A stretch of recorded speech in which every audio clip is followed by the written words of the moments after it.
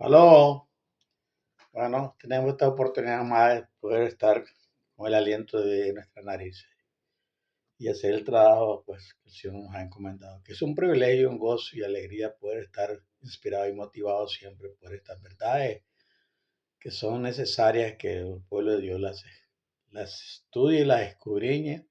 A pesar de todo, pues haga un pequeño estudio usted después que hemos hablado de este tema. El tema que le voy a hablar es acerca del estudio de los 1000 años de Apocalipsis 20.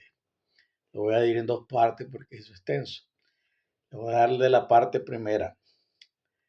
Este estudio es el primero de un estudio de dos partes cuyo objetivo es describir los elementos clave del Apocalipsis 20. En la segunda parte de la serie realizaré un estudio más completo de esto.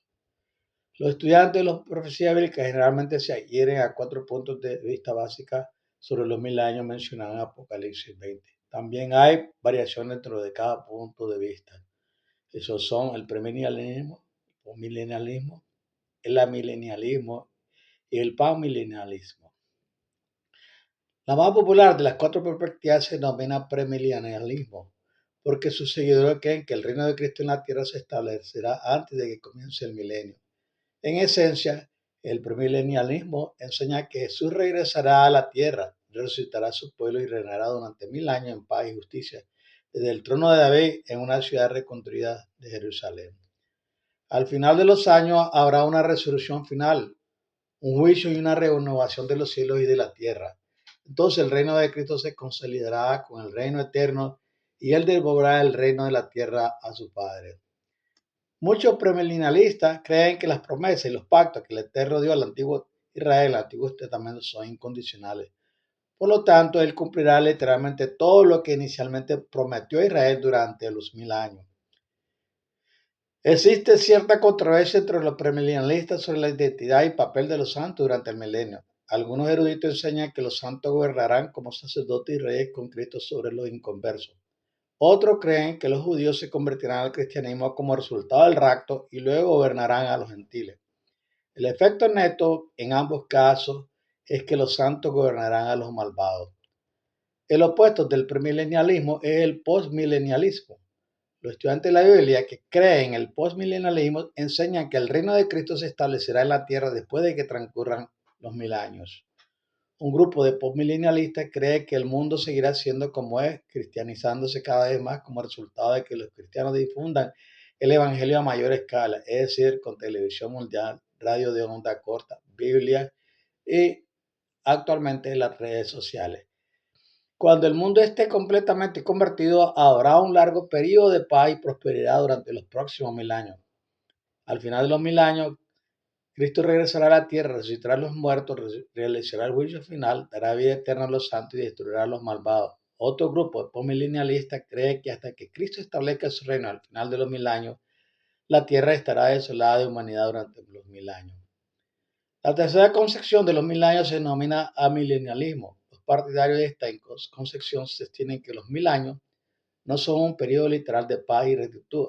Algunos de ellos creen que el milenio alude a un reinado presente de las almas fallecidas con Cristo en el cielo. A esto, la segunda venida de Cristo, una resurrección, un juicio final y el mundo eterno de Cristo será un reino perfecto aquí en la tierra. Lo que sucede durante los 1000 años de Apocalipsis 20 es un tema de debate entre los amilenialistas. En el fondo, el amilenialismo se opone a las dos primeras opciones, el premileniarismo y el postmileniarismo. El milenio, según el amilenialismo, se entiende mejor en un sentido alegórico. Por último, existe una postura general sobre el milenio llamada panmilenialismo. Las personas de esta categoría no se sienten cómodas con las tres opiniones mencionadas, pero creen que a su debido tiempo el milenio resultará tal como el Eterno lo desea. Obviamente, esta postura no es una postura. ¿Cuál es la mejor perspectiva del milenio? ¿Cuál es la perspectiva más amplia? ¿Cuál es la verdad acerca de los 1000 años de Apocalipsis 20? ¿Realmente necesitan los cristianos saber acerca del milenio ahora mismo? Sin duda, el tema de los años del milenio invita a varias preguntas. Aquí hay una decena de preguntas para su consideración. Uno, ¿dónde están los santos durante los 1000 años? Dos, ¿dónde están los malvados durante los 1000 años? 3. ¿Qué están haciendo los santos y los malvados durante los 1000 años? 4. El Eterno predecretó específicamente un periodo preciso de 1000 años terrestres, o debería interpretarse este periodo como una declaración general. Fíjese Salmo 94 y 2 de Pedro 3:8. Quinto, ¿deberían considerarse los 1000 años como tiempo literal o debería calcularse este periodo de tiempo como 360.000 años utilizando el principio día por año? Sexto, ¿el milenio ocurre antes o después de que Cristo establezca su reino en la tierra? 7. ¿Cómo se relacionan los 1000 años con otras partes de la historia del Apocalipsis? 8. ¿Qué acontecimiento marca el inicio de los 1000 años? 9. ¿Qué acontecimiento marca el final de los 1000 años? 10. ¿Serán los 1000 años de Apocalipsis 20 el séptimo milenio desde que comenzó el pecado, en efecto, un descanso sabático para la tierra? 11. ¿Cuál es el propósito general del Eterno para los 1000 años? 12. Aunque los 1000 años se mencionan solo en Apocalipsis 20, habrán otros escritores bíblicos indirectamente de este periodo de tiempo. 13. ¿Qué estarán haciendo el diablo y sus ángeles durante el milenio? Un cuadro completo. Es propio de la naturaleza humana restar importancia a las cosas que no comprendemos. Un anciano me dijo una vez: he vivido 80 años sin entender el milenio. ¿De verdad crees que necesito saberlo ahora? Sonreí y le respondí: la gente ha vivido en la tierra durante miles de años sin refrigeradora. ¿Realmente lo necesitamos ahora? El punto detrás de mi respuesta irónica es que el Eterno ha incluido información oportuna en la Biblia, es decir, cuando llegue el momento adecuado, la información se vuelve esencial para aquellos que quieren entender los caminos del Todopoderoso. Cuanto mejor entendamos las acciones de nuestro Padre, más profundo puede crecer nuestra fe en el Eterno. Por lo tanto, considero que el tema del milenio es importante en este momento, porque el momento ha llegado. La información revelada en Apocalipsis 20 pondrá el panorama general en un enfoque más nítido. En otras palabras, el milenio y sus intrincados detalles revelan cómo el Eterno va a tratar con 7 grupos de personas. Las conclusiones se basan en extensiones básicas. Toda presentación sobre el milenio se basa en suposiciones o axiomas que el expositor cree que son ciertos. Por ejemplo, las opiniones de Hal Lindsey y Jabbar y Barimpe coinciden con sus creencias doctrinales básicas. Lo mismo ocurre con las mías. De hecho, he leído las conclusiones de varios expositores del milenio y he descubierto que todos tienen un punto de común. El milenio sirve como un medio para un fin glorioso. Cada expositor cree que el milenio es un vehículo a través del cual el Eterno pone fin al problema del pecado. Obviamente, la conclusión de cualquier expositor está relacionada con lo que entiende que es el problema del pecado, y es por eso que hay diferencias significativas sobre el tema. Mi interpretación del milenio coincide con 5 doctrinas básicas esenciales que considero verdaderas. Una de estas 5 doctrinas básicas es la mortalidad del alma del hombre. En Ezequiel encontramos que el alma que peca muere, Ezequiel 18:4. Muchos cristianos creen que el alma es inmortal y que va al cielo o al infierno en el momento de la muerte. Sin embargo, mis conclusiones basadas en la escritura indican que no es así. De hecho, cuando se entiende correctamente el tema de la muerte, se hace comprensible el tema del milenio. Y lo que es más importante, Apocalipsis 20 explica cómo el Eterno acaba de manera definitiva y justa con el problema del pecado. Así, el panorama general del plan del Eterno para salvar al hombre se completa con los capítulos finales del Apocalipsis. Para mí, el tema del milenio revela un Padre amoroso y atento. Una palabra sobre el sueño del alma. El Nuevo Testamento se refiere a la muerte como dormir 13 veces. ¿Recuerdas la historia de Lázaro, el hermano de María y Marta? Jesús se refirió a la muerte de Lázaro como dormir, ver Juan 11. ¿Por qué dijo Jesús que Lázaro estaba dormido? ¿Por qué se llama la muerte dormir tantas veces en la Biblia? Aquí está la respuesta. La experiencia de la muerte es temporal, al igual que el sueño es temporal. Y cuanto más viejo me hago, más temporal me parece el sueño. Esa es la razón de la resurrección. Toda persona que muere volverá a vivir y estas personas serán despertadas de su muerte en una resurrección. Hay 2 resurrecciones generales, una para los santos y otra para los malvados. Los santos resucitarán en la segunda venida, 1 Tesalonicenses 4:16. Las personas juzgadas como malvadas resucitarán al final del milenio, Apocalipsis 25. Si eres un nuevo que esté escuchando este programa, aquí hay información de fondo sobre el sueño del alma que podrá serte útil. El Señor le ordenó a Adán que no comiera el fruto del árbol prohibido. Si lo hace, le dijo el Señor, serás ejecutado ese mismo día a causa de tu rebelión. Génesis 2:17. En el jardín solo había una muerte posible para quienes tenían acceso al árbol de la vida. La muerte solo podía llegar por medio de la ejecución. La paga del pecado es la muerte eterna. Romanos 6:23. El día que Adán pecó, debía ser ejecutado por su rebelión contra el Eterno. Pero Jesús se interpuso en el camino y se convirtió en el mediador o intercesor del hombre. En ese mismo momento, el castigo del hombre por el pecado, la ejecución y la muerte eterna se evitó porque un Salvador se interpuso en el camino. Para impedir que los pecadores vivieran eternamente, el hombre fue sacado del jardín para que no tuviera acceso al árbol de la vida. Génesis 3:22. Sin el poder renovador que se encuentra en el fruto del árbol de la vida, una muerte temporal, la primera muerte, se convirtió en parte de la experiencia del hombre. Aunque el plan de salvación retrasó la administración de la muerte eterna, no detuvo el proceso implacable de la generación del pecado. La primera muerte, una muerte temporal, es la consecuencia de la degeneración del pecado.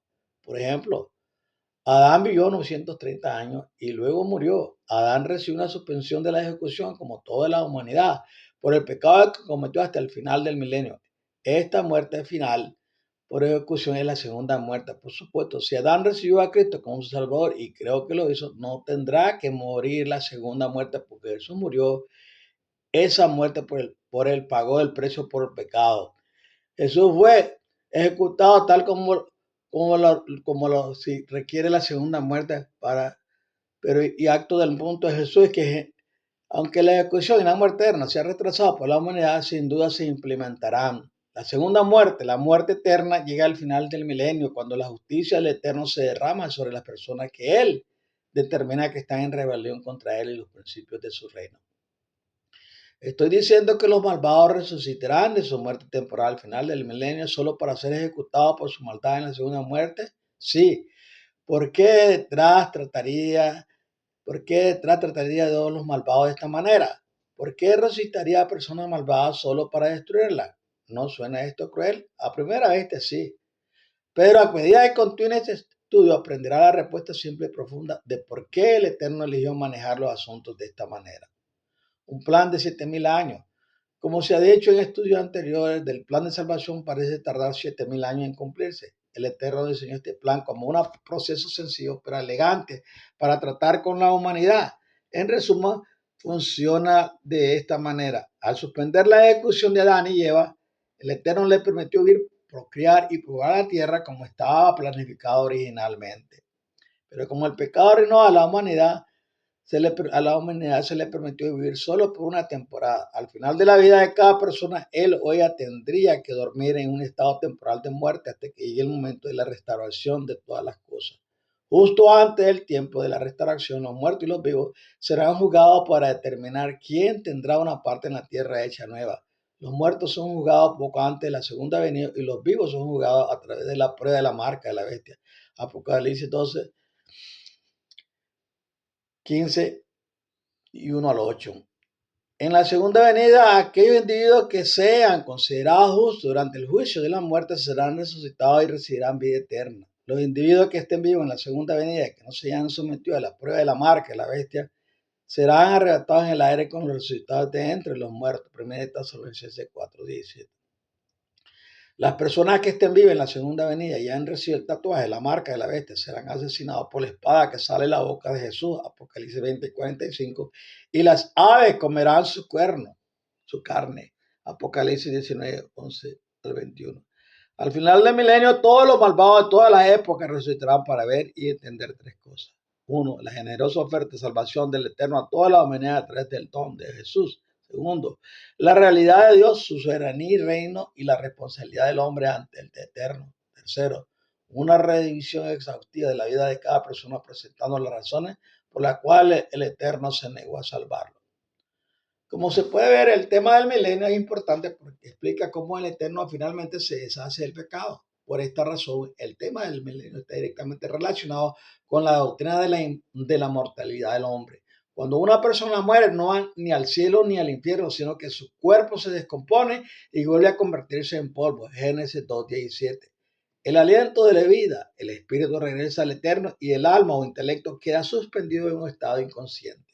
Juan 11, versículo 11 al 14, Eclesiastés 9, versículos 5 y 6. La vida de esa persona, tal como está registrada en los libros de Hechos, es juzgada por Cristo en un tiempo señalado, justo antes de la segunda venida.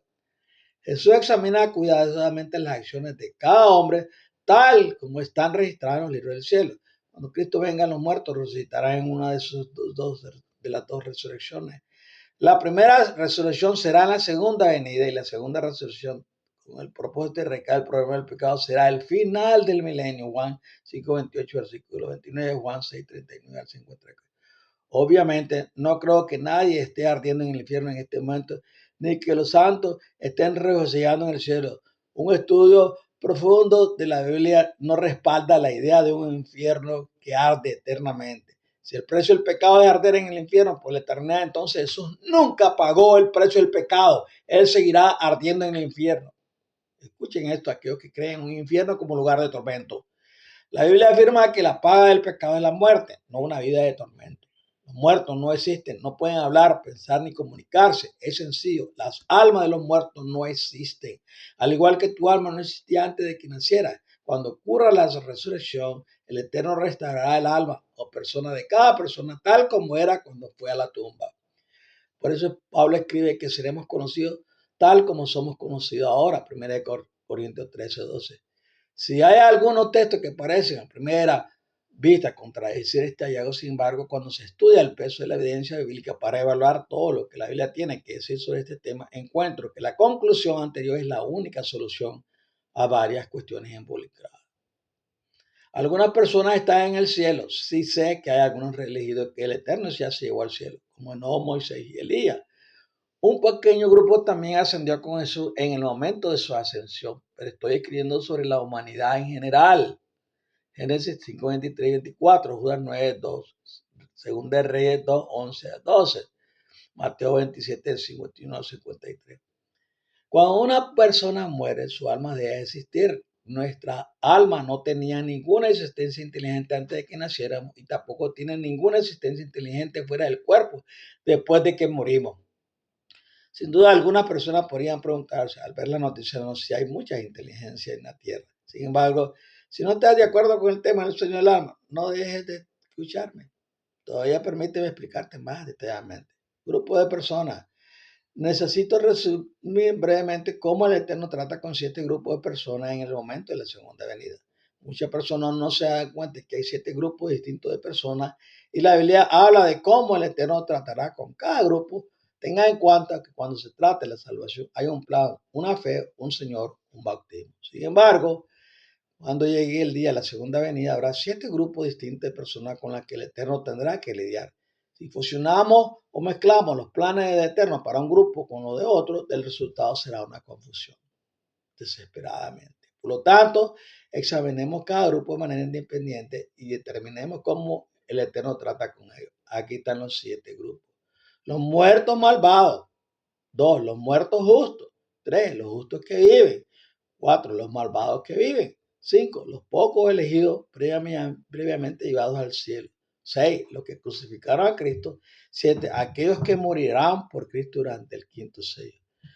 Obviamente los primeros 4 grupos presuponen la presencia de un juicio, pues ¿cómo puede una persona ser clasificada como mala, justa sin ser juzgada?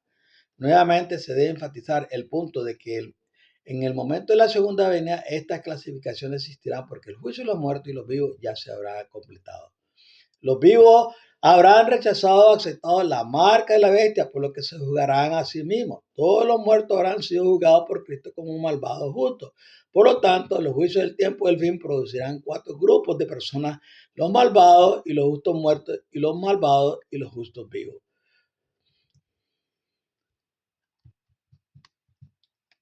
1. A modo de ilustración, supongamos que Caín, el primogénito que mató a Abel, murió en el año 3200 a.C. Ha sido inexistente durante 5196 años, pero resucitará. Observe en el gráfico observe que el día del juicio para los muertos comenzó en 1844. Estoy asumiendo que Caín fue una de las primeras personas en ser juzgada. Supongamos también que Jesús, el juez, se negó a ofrecerle a Caín la vida eterna debido a su rebelión de toda la vida. Por lo tanto, Caín no se perturba en la segunda venida, duerme durante ese día glorioso. Sin embargo, resucitará después del milenio cuando Cristo regrese a la tierra en una demostración aún más gloriosa del poder. Al final de los 1000 años, los muertos malvados de todas las edades serán resucitados para contemplar la ciudad santa y encontrarse con su Creador en el trono blanco. Aquí hay un punto importante.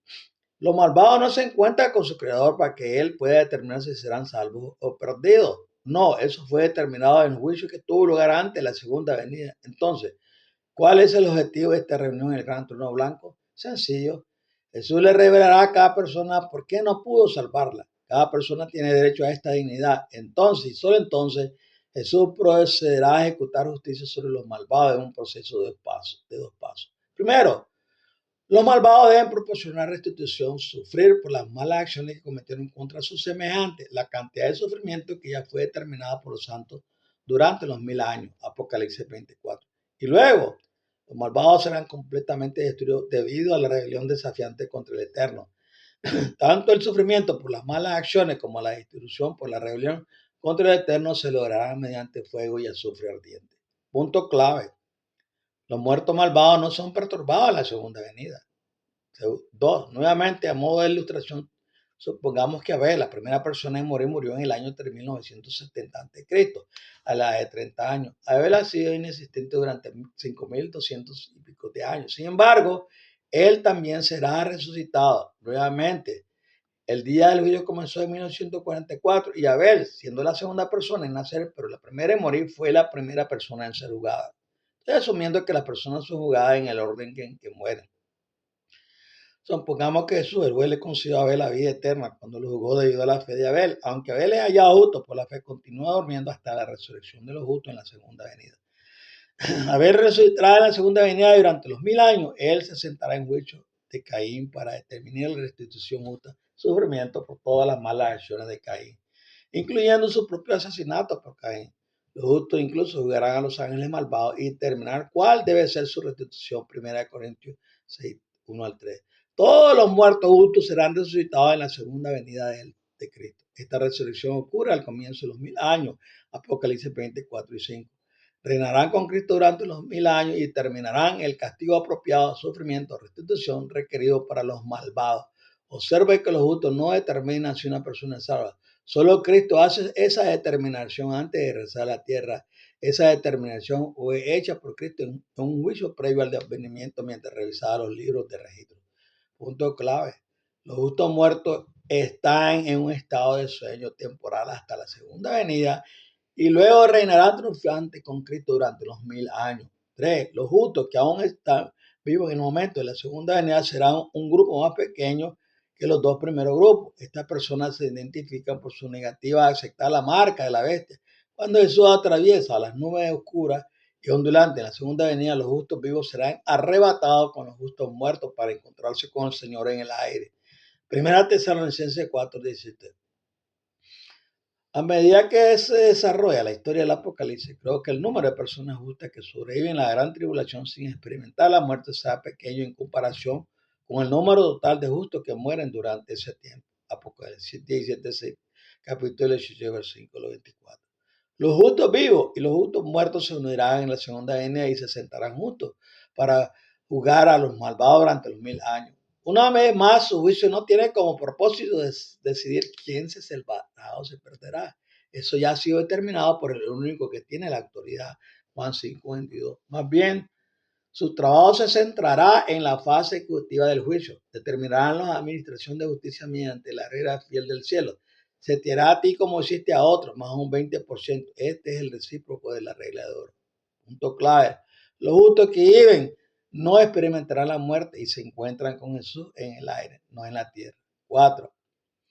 Ahora llegamos a un grupo muy grande de personas en comparación con los vivos. Sin embargo, en la escala global de miles de millones y miles de millones que han vivido en la Tierra, este es un grupo bastante pequeño. La mayoría de las personas que han vivido en este planeta están actualmente muertas.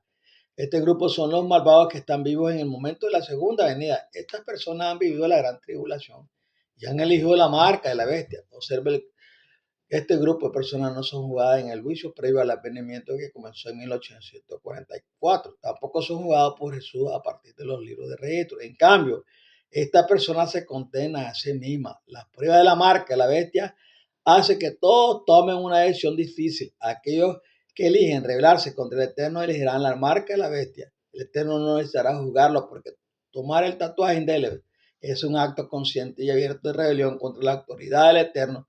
Así que recuerde, los vivos determinarán su resultado entero. La prueba de la marca de la bestia será el día del juicio para todos los que viven en la tierra. Las personas que reciban la marca de la bestia serán destruidas en la segunda venida por la espada que sale de la boca de Cristo. Los enemigos de su reino serán muertos y las aves del cielo se alimentarán de su carne. Apocalipsis 19, versículos 19 al 21, Hebreos 4, 12 y 13.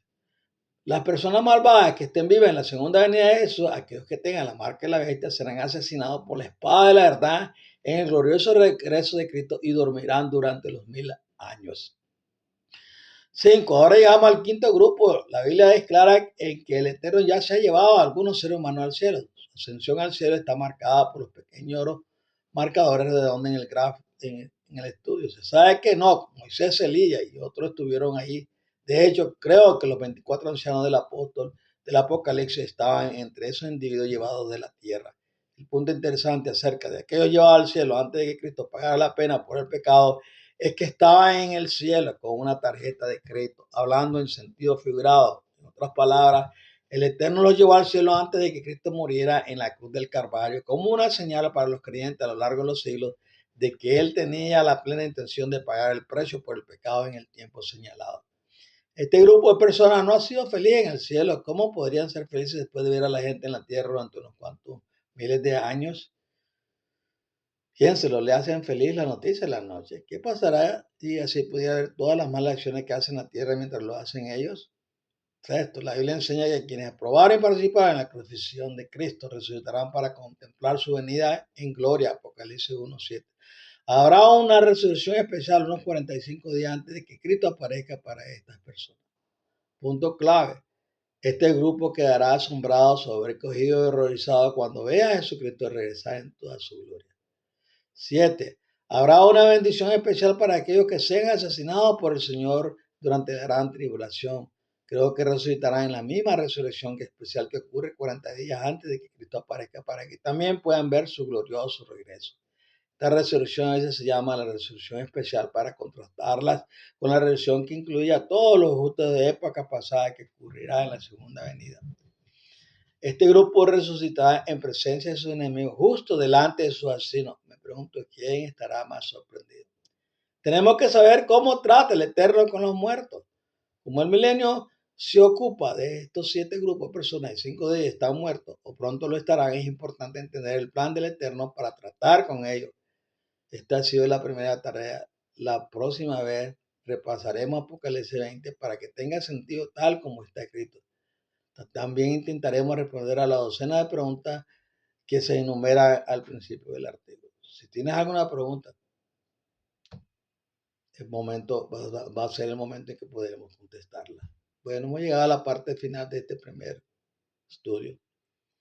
Espero que en el segundo estudio aclararemos dos puntos muy importantes que se necesita entender para entender el propósito del milenio en el reino de los cielos. Bueno, que el Señor me lo guarde y me lo bendiga a cada uno y sigamos siempre de frente, luchando una causa justa. A su tiempo, a su día de tiempo, recibiremos el premio por ser fieles a Él.